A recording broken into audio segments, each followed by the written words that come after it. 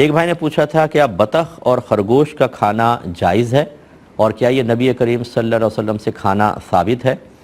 دونوں بالکل جائز ہیں۔ بطخ کا تو میرے ذہن میں کوئی ایسی روایت نہیں ہے جائز بالکل، اور جو شرعی اصول ہوتے ہیں جانوروں کی حلت والے اس کے اوپر یہ پورا اترتا ہے۔ اور خرگوش کا کھانا یہ نبی کریم صلی اللہ علیہ وسلم سے ثابت ہے، آپ کو بطور تحفہ بھی دیا گیا، بعض روایت میں کھانا بھی ثابت ہے، اس میں کوئی حرج نہیں ہے، آپ کھا سکتے ہیں۔ یہ کہتے ہیں کہ اگر سجدے سے اٹھتے ہوئے کسی کو گھٹنوں میں شدید پین ہو جاتا ہے اور درد کے باعث زبان سے ہائے اللہ نکل جائے تو نماز باقی رہتی ہے یا ٹوٹ جائے گی؟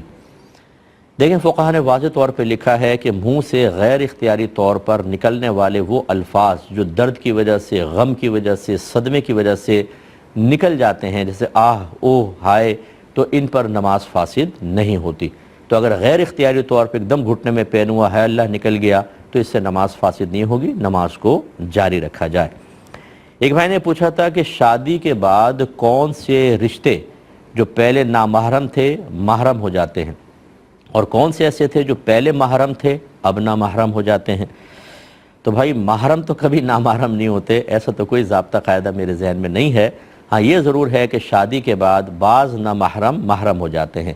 جیسے ایک عورت ہے، وہ ایک شخص کے لیے اجنبیہ ہے تو وہ نامحرم ہے، لیکن اگر یہ اس کی بیٹی سے شادی کر لے تو یہ بن جائے گی ساس، اور جب ساس بن جائے گی تو ساس اور داماد آپس میں محرم ہوتے ہیں، بالکل وہ ماں کی طرح ہوتی ہے اب اس سے، اور یہ حرمت ابدیہ ہے، دائمی حرمت ہے۔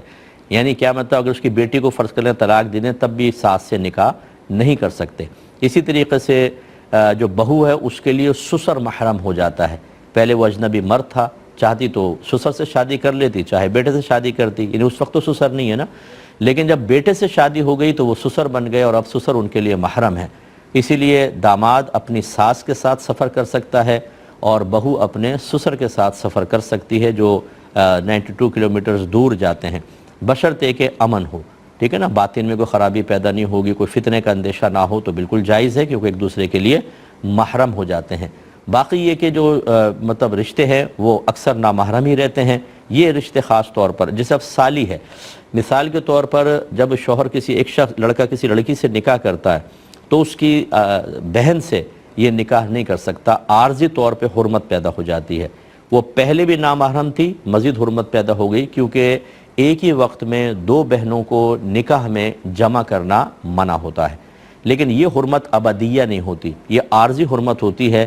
یعنی جب تک یہ عورت آپ کے نکاح میں، اس کی بہن حرام ہے، اگر طلاق دے دی یا بہن کا انتقال ہو گیا، یعنی بیوی کا انتقال ہو گیا، تو اس کی بہن پھر نامحرم ہے، اس سے نکاح ہو سکتا ہے۔ یہ اس بات کی علامت ہے کہ یہاں حرمت ابدی نہیں ہے، ہمیشہ کے لیے نہیں ہے۔